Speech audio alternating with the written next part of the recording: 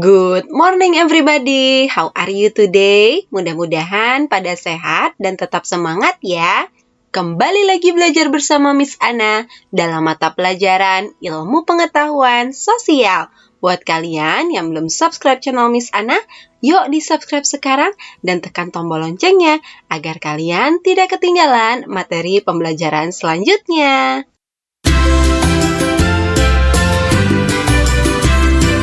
Seperti biasa ya anak-anak, sebelum memulai pembelajaran, marilah kita berdoa menurut agama dan kepercayaan masing-masing. Dan persiapkan alat tulis kalian ya, serta perhatikan handout yang sudah kalian download pada website sekolah kita, yaitu Akuntansi sebagai Sistem Informasi. Pada kesempatan kali ini, kita akan mempelajari materi akuntansi, yaitu mengenai akuntansi sebagai sistem informasi. Adapun tujuan pembelajaran pada materi ini, Miss Ana harapkan peserta didik dapat mendeskripsikan sejarah akuntansi, menjelaskan pengertian dan manfaat akuntansi, mengidentifikasi pemakai informasi akuntansi, mendeskripsikan karakteristik pemakai informasi akuntansi dan kualitas informasi akuntansi, menjelaskan prinsip dasar akuntansi, mengidentifikasi bidang-bidang akuntansi, mendeskripsikan profesi akuntan, dan menjelaskan etika profesi akuntan.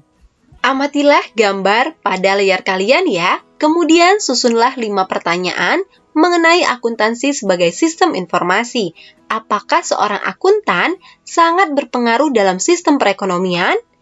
Silakan jawab di buku catatan kalian atau di kolom komentar ya. Bagaimana ya sejarah akuntansi? Yuk kita mulai dengan sejarah akuntansi di dunia. Akuntansi berkembang dari masa ke masa. Akuntansi diperkirakan mulai berkembang sejak uang digunakan sebagai alat pembayaran dalam perdagangan. Untuk mencatat kegiatan perdagangan, dikembangkanlah sistem yang kemudian dikenal dengan istilah akuntansi. Jadi seperti itu ya anak-anak. Pada masa kolonialisme di Eropa, melalui akuntansi, terjadi pencatatan dan pemberian informasi kepada para investor atau pemberi modal, sehingga dapat memilih investasi yang paling menguntungkan.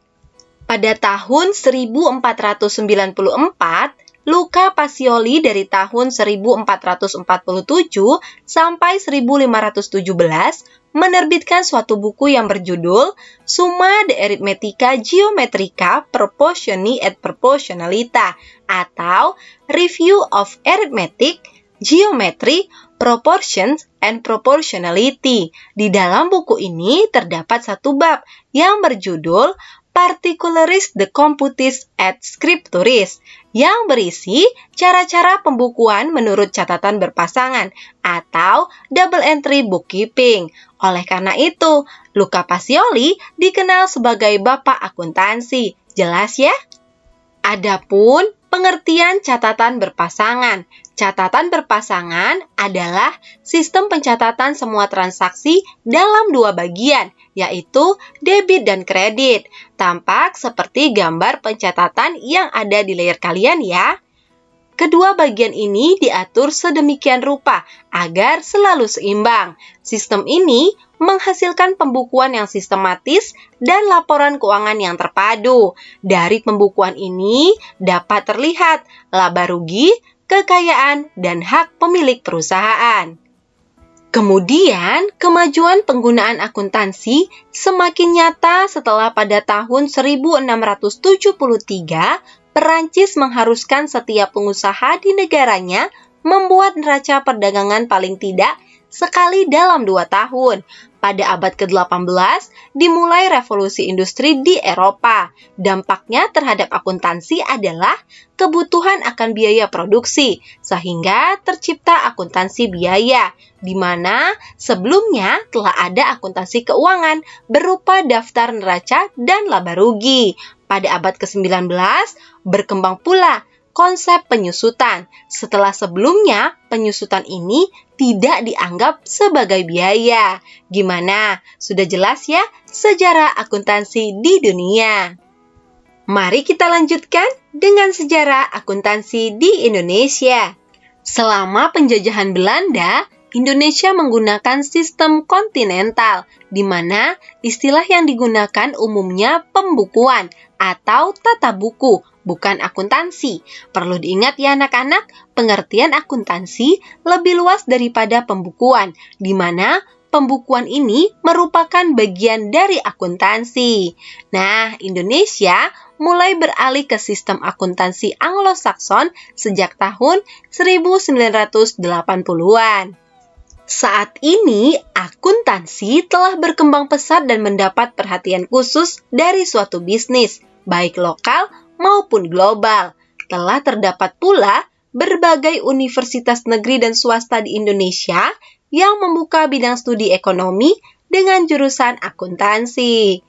Lalu di Indonesia dibentuk IAI, yaitu Ikatan Akuntan Indonesia, yang merupakan wadah organisasi profesi akuntan Indonesia, terbentuk pada tanggal 23 Desember 1957.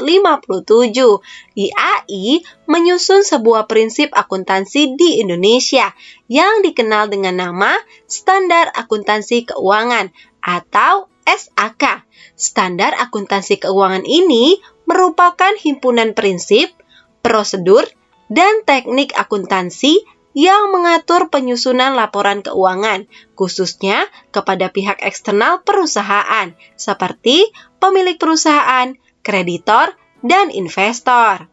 Sejak tahun 1994, IAI memutuskan untuk melakukan harmonisasi dengan standar akuntansi internasional dalam pengembangan standarnya.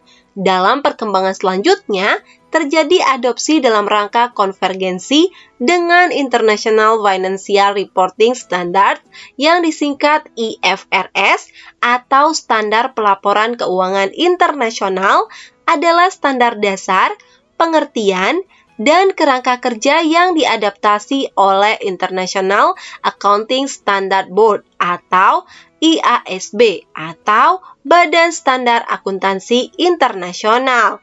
Standar akuntansi keuangan Indonesia pun terus direvisi terus-menerus, baik berupa penyempurnaan maupun penambahan sejak tahun 1994.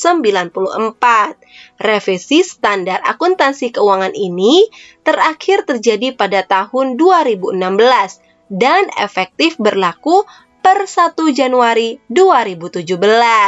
Jelas ya bagaimana sejarah akuntansi di Indonesia.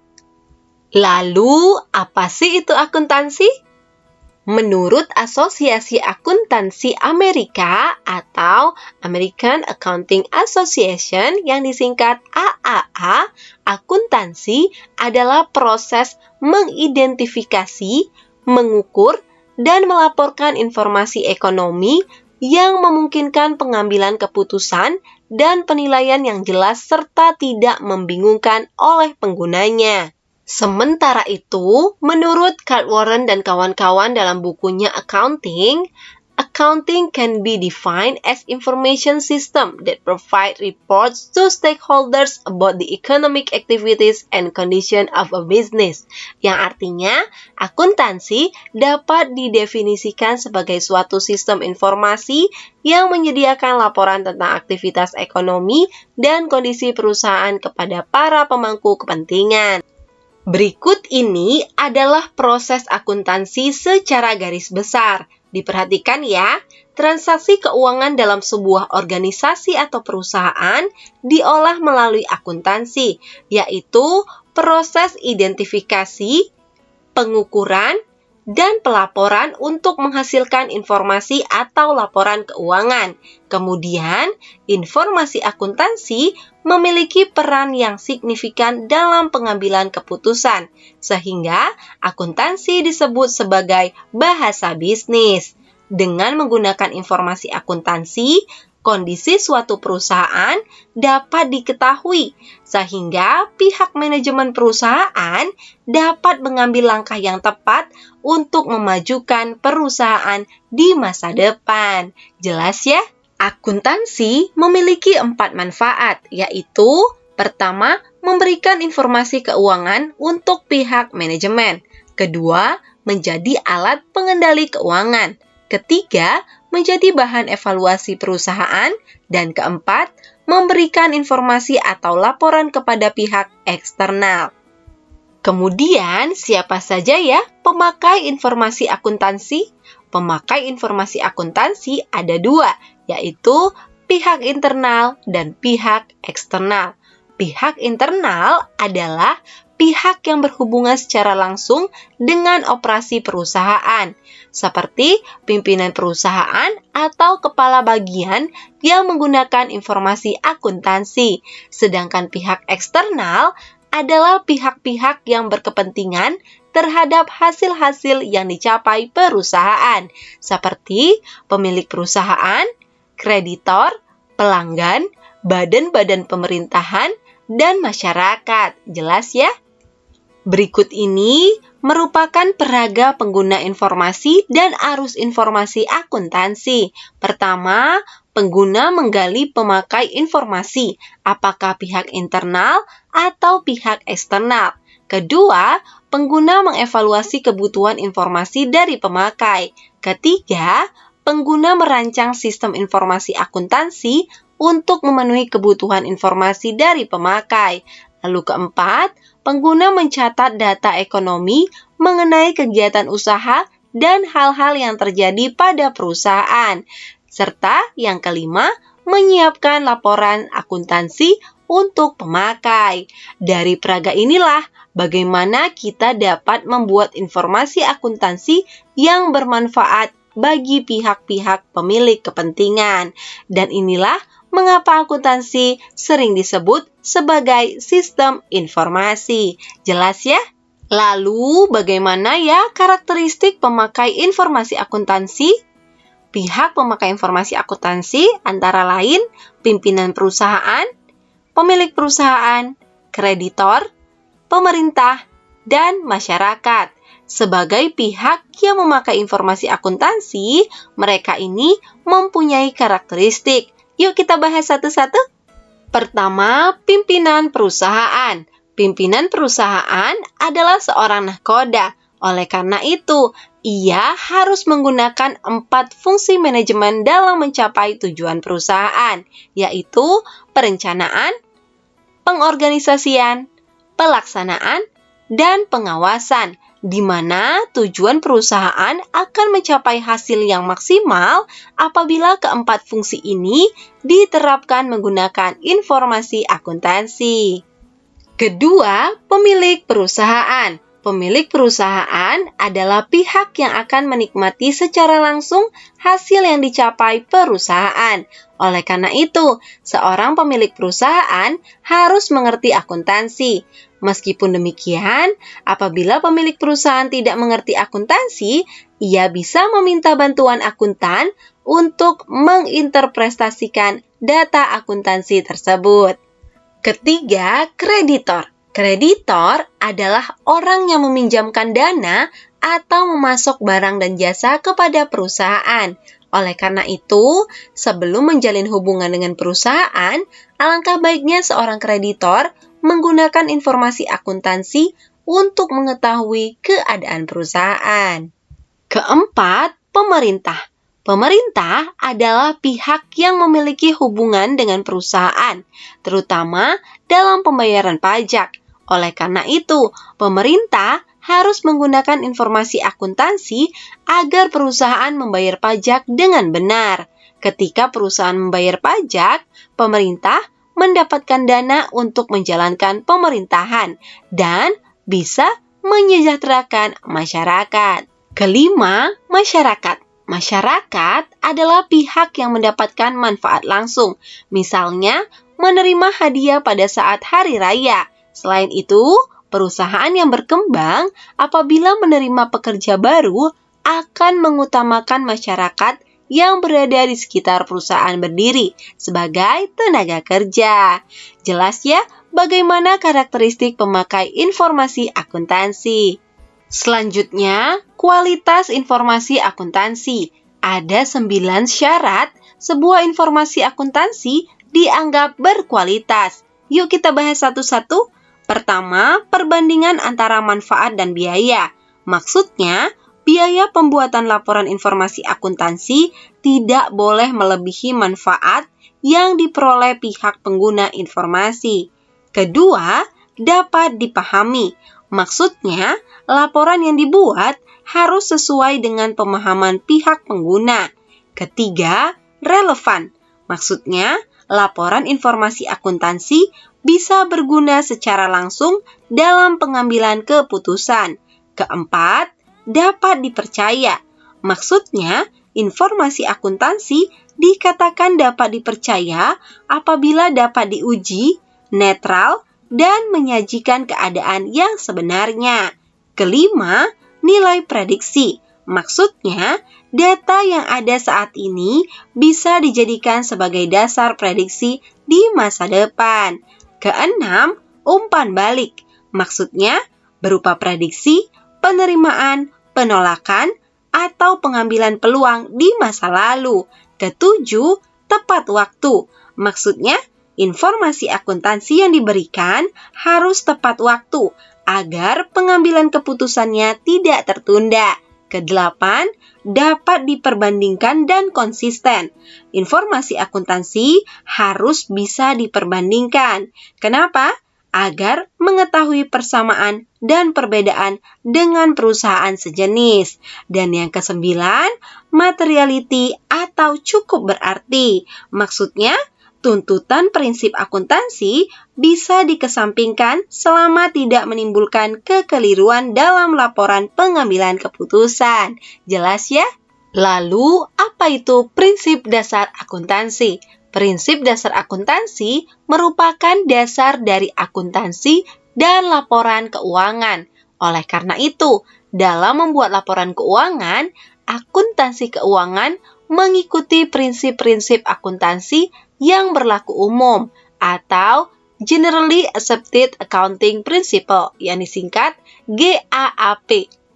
Prinsip dasar akuntansi yang harus diketahui menurut Charles T. Holmgren, Walter T. Harrison Jr., dan Linda Smith Bamber tahun 2009 adalah prinsip biaya historis, prinsip pengakuan pendapatan, prinsip mempertemukan, prinsip konsistensi, prinsip pengungkapan, dan prinsip objektif.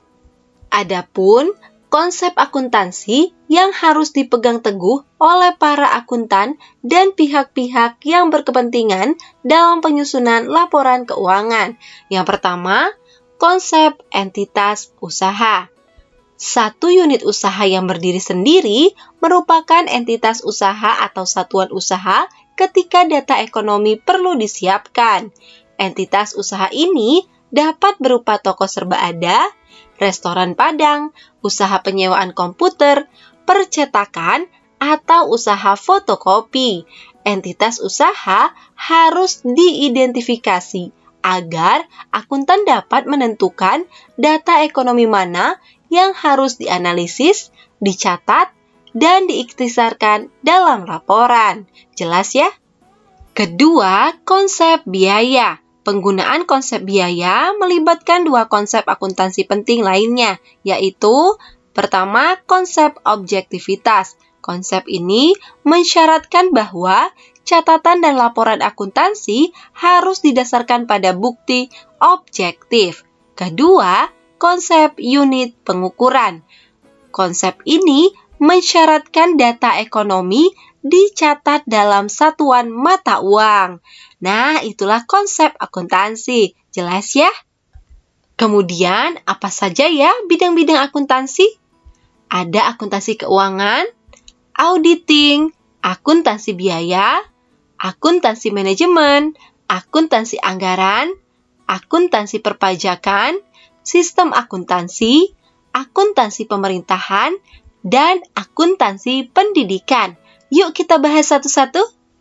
Pertama, akuntansi keuangan. Akuntansi keuangan adalah bagian dari akuntansi yang mengkhususkan dalam proses pencatatan transaksi, sehingga penyajiannya dalam bentuk laporan keuangan. Kedua, auditing adalah bidang akuntansi yang mengkhususkan pada pemeriksaan catatan-catatan akuntansi secara independen. Nah, orang yang melakukan kegiatan auditing disebut auditor. Ketiga, akuntansi biaya adalah bidang akuntansi yang mengkhususkan perencanaan, penetapan, dan pengendalian biaya produksi. Keempat, akuntansi manajemen adalah bidang akuntansi yang mengkhususkan pada pengembangan dan penafsiran informasi akuntansi untuk membantu manajemen dalam menjalankan perusahaan.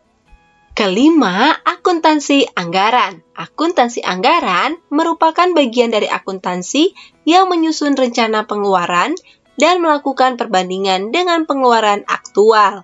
Keenam, akuntansi perpajakan adalah bagian dari akuntansi yang bertugas menyusun data perhitungan pajak. Ketujuh, sistem akuntansi adalah bidang akuntansi yang mengkhususkan dalam perencanaan dan pelaksanaan prosedur pengumpulan serta pelaporan data keuangan.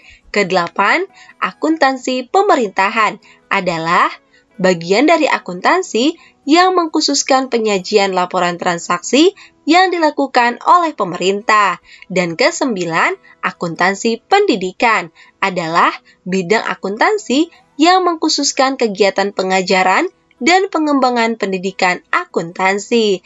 Nah, itulah kesembilan bidang-bidang akuntansi. Adapun karir atau profesi yang ditawarkan oleh akuntansi antara lain akuntan perusahaan atau internal, akuntan publik, akuntan pemerintah, dan akuntan pendidik. Yuk kita bahas satu-satu. Pertama, akuntan perusahaan atau internal adalah akuntan yang bekerja dalam perusahaan yang bertindak sebagai pengontrol perusahaan.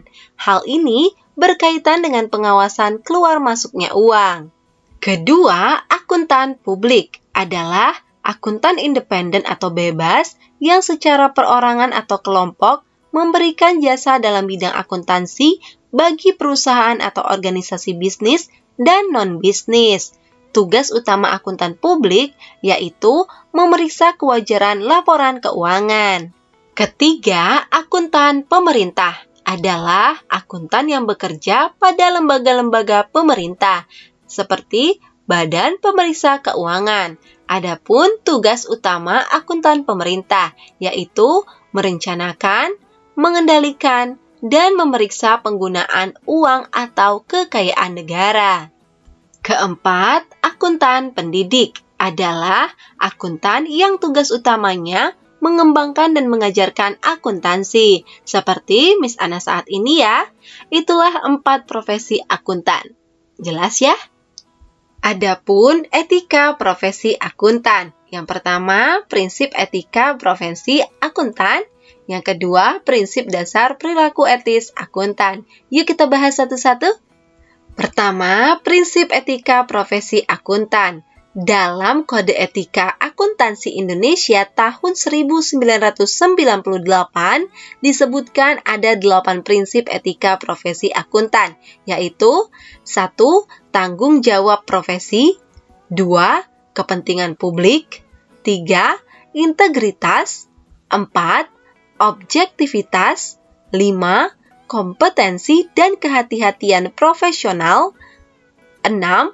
Kerahasiaan, 7. Perilaku profesional, 8. Standar teknis.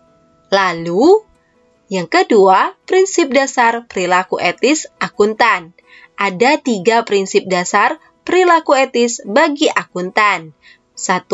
Menghindari pelanggaran etika sekecil apapun. 2. Menekankan pada reputasi jangka panjang. 3. Siap menghadapi konsekuensi yang kurang baik apabila berpegang pada perilaku etis. Jelas ya?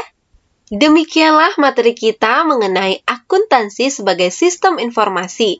Mudah-mudahan dapat dipahami dan bermanfaat ya. Jika ada yang ingin ditanyakan, silakan di kolom komentar. Buat kalian yang belum subscribe channel Miss Ana, yuk di-subscribe sekarang dan tekan tombol loncengnya agar kalian tidak ketinggalan materi pembelajaran selanjutnya. Tetap semangat dan berprestasi walau di masa pandemi. Terima kasih. See you!